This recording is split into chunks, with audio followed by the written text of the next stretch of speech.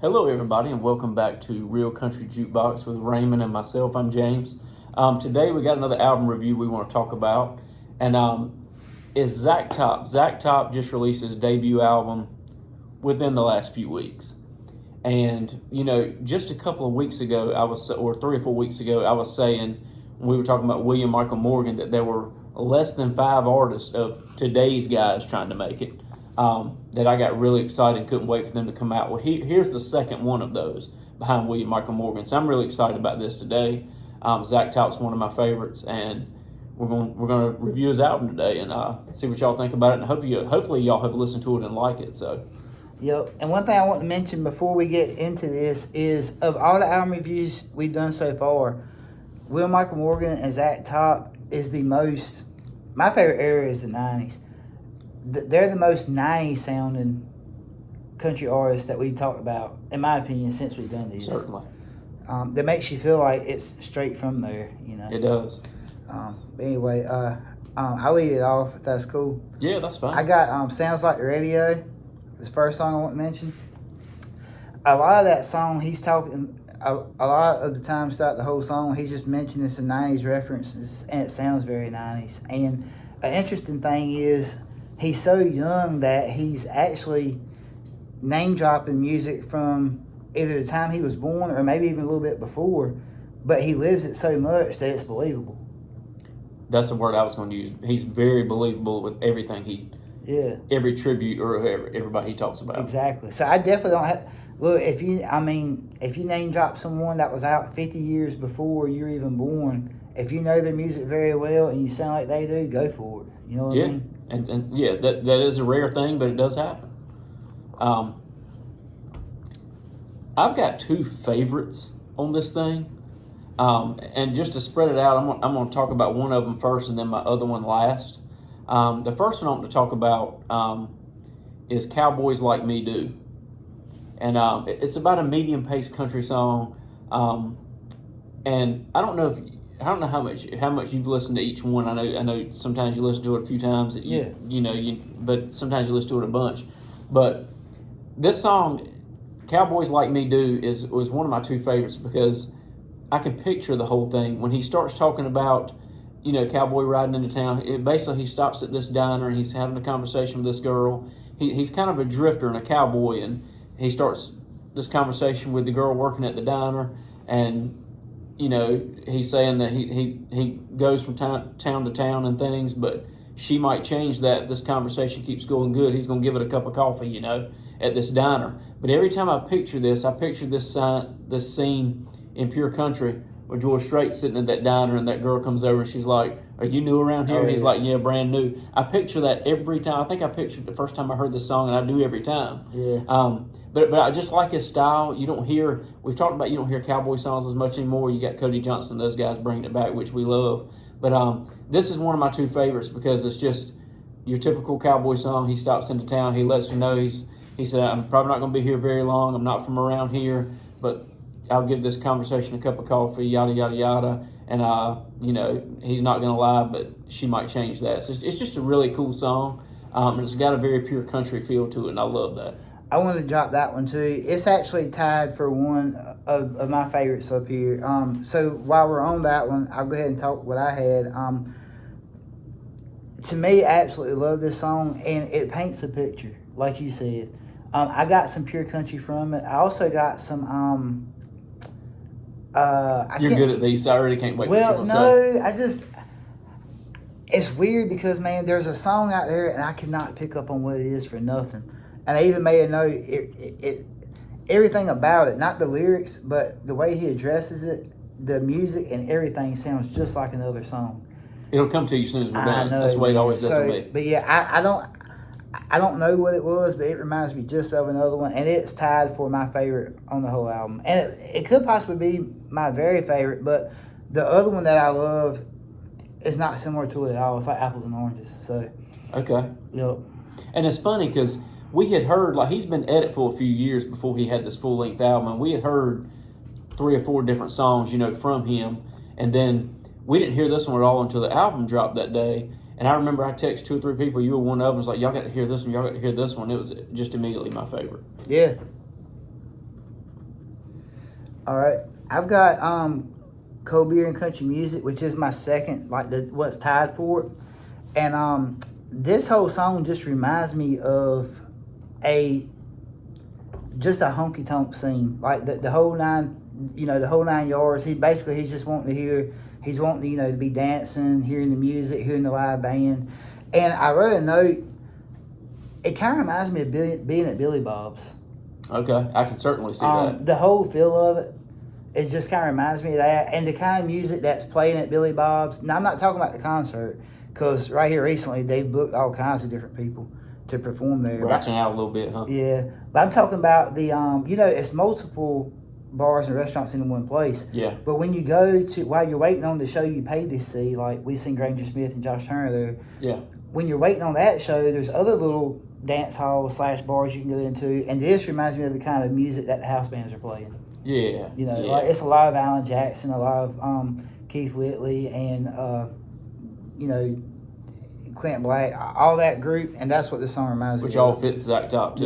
Yeah. And it could possibly be my favorite. Like I said, it runs with Cowboys Like Me Do, but they're so different that I can't. Right.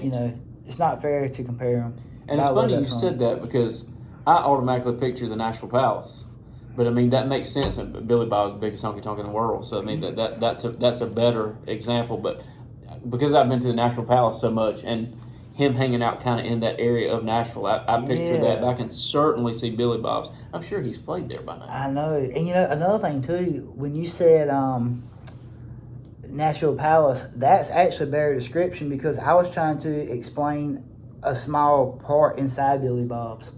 That's kind of reminds me of that. Nashville Palace is actually like one of those small places. That tells you how big Billy Bob's is. Yeah, exactly. I've only been in there one time for lunch, man. I've never heard music there. It's massive. I'm kind of jealous. I absolutely love it, man. Speaking of those, I've seen a Pure Country shot in there. Oh, yeah. That's always been cool. Yeah. There's the Sun is the next one I'm going to talk about. That's one of the ones we heard. It's been at least 2 years since that one has come out. But it's usually basically typical 90s / even a little bit now country, a love song. Something I thought was really, really funny when this song first came out was there's the sun, there's the moon, then there's you. He's just talking about all the beautiful things in the world, and it's kind of tribute to his girlfriend or wife or whoever your audience is. But when he first came out with the song, he put a video on Instagram and probably Facebook too, where he was just sitting there playing the song, and you could tell he's singing to somebody. And he's like at a kitchen table, and he's singing to somebody, and it just pans around, and his little dog is sitting there. I always thought that was kind of funny. That is funny. I'm sorry. I didn't mean to. That's basically what I had to say. But if you're looking for a good love song, and this, I'm not trying to George Strait everybody to death and Pure Country everybody to death, but this one, and the songs are not similar, but I guess because I was on that track of mine, I think of George Strait singing "I Cross My Heart" at the end of Pure Country when I hear this song a little bit. So, but anyway. Well, the funny thing with me about that song is it came out a couple years ago, like you said, and my first introductory to Zach Top was that song. Okay, yeah. And I liked it. It was very, very slow and mellow, like you said, a love song. I liked it, and I could tell what the guy was going to be about. Yeah. But when this album came out, though, I didn't realize that. In other words, I wasn't expecting it to be on the new album because I thought it was an old song. Yeah. But this album came out about the same time we had the eclipse. So I played this while the eclipse was going on. That's the truth. That so fits. That so fits. But yeah, I had that on my list too. My next one is Dirt Turns to Gold. And it's about life lessons and patience, because he's saying that, it may take a while. You ain't gonna see it overnight, but the dirt will eventually turn to gold. And it kind of reminds me a little bit of Where Corn Don't Grow. How he's talking to his dad about it, and he leaves and comes back, and settles down there. And I just think that the song kind of comes full circle. Yeah, it's a great song. Well, it's funny you mentioned that, because now you saved me from having to save it to the end. That's my other favorite, man. Oh, really? Because, like you said, and I had two of the same things you had written down about life lessons. It's about life lessons and hard work. But I like the line about he moved away to the city, you know, to kind of before he realized how much where his place was and how he needed to move back, introduce his girl to his hometown, and all that sort of stuff. I like the thing about he moved out to the big city, but then he missed crickets, whippoorwills, and the peaceful feel of home. Is that what he said? Peaceful something of home. Oh, anyway, I like that line, man, because if you grew up in the country like we did, and you get away even for a little bit, you miss that. Yeah, that's right. So I mean, I live in Greenville now and grew up in Stokes, and I miss it, and that's not even that far away. Yeah. And I like the analogy too about talking about the dirt. I washed it off, but it slid down in my soul. Like it's more than just dirt. You know, that was cool. And another thing I thought of, you pretty much nailed it with the life lessons. I love life lesson songs. But it always, I don't know how much you used to listen to them, but it reminds me of music Paul Overstreet used to record. Yeah. Very much like Paul Overstreet used to record. Yeah, that's Not true. all of his stuff, but this particular song. Yeah. But yeah, that's my second favorite is Dirt Turns to Gold. Okay. Yeah. Not the one you were thinking? Huh? Not the one you were thinking? But, It's gonna be one of my favorites. yours? Yeah, I really thought it was going to be There's a Sun. Oh, okay. I got you. Yeah. I got you. Oh, yeah. You mentioned Dirt Turns to Gold. I Never Lie. I like this song, and we've talked about these songs with the double meanings. He runs into his old flame, and she's telling him how she's been doing. She's got this big promotion. She's doing well, and he talks about how she's looking good. Everything's going good. They hadn't seen each other in a while, and then he just lets her know that he sleeps like a baby. He doesn't miss her. He doesn't show up late for work. He don't know how it feels to hurt. And basically the thing is, and then he finishes off with, I never lie. So basically he's lying about all of this. He's not getting enough sleep. He's showing up late for work. He misses her. He still wants to be with her. I like the double meaning to that song, and I like the instrumentals in that song as well. Oh, yeah. My last one is The Kind of Woman I Like. And a couple notes I have for that is I agree with them. Me too. That's kind of one I like too. It's a fun song. Yeah. But there was something I noticed in that. Not the lyrics, not the meaning, anything like that, but did the kind of, the background music, kind of like the guitar picking, all kind of remind you of Amos Moses a little bit? I would have to hear it right here in front of me right now again to pick up on that. It was almost like Amos Moses' music by Jerry Reed with these lyrics in the background. I mean, you know, I just thought it was an interesting note. I kind of want to bring it up. I didn't know if you felt like that too. I love the Jerry Reed reference. I didn't pick up on that, but I'll be listening for that next time I listen to it, because I'm going to continue to listen to the junk out of this thing. Oh, yeah, it's good. The last one I'm going to mention is Bad Luck, and I don't have a lot to say about that one. But it's got a different feel to it. I don't know many songs that sound like that one does. But it's just another one of those. It's just a fun song. So, well, that'll cover it. Y'all listen to it though. Like Raymond said right in the beginning, you can just tell, man, this guy missed his era by about 25, 30 years, but God knows, I'm hoping he's bringing it back. I do have one note that I want to end this on. Okay. You know how, like, you listen to a song that reminds you of, like, being a kid? Maybe you're, like, with your dad in the single cab truck or something. Yeah, plenty of those. All right. Well, these songs remind me of that. None of them are out then. I'm saying, like, this is how authentic and 90s sounding this guy is. Like, it takes me back in time, but all the songs are new. Yeah. Yeah. I mean, yeah. You don't hear that. That's good. That you don't hear that a whole lot about somebody. Yeah, and that is honestly how I feel. Like, I hear some of these songs, I'm like, oh man, you know, this reminds me of such and such, but no, it doesn't, because it wasn't out then. Right. Like, it sounds that, you know, authentic. And for the people that love 90s country music, which is my favorite genre of country music ever.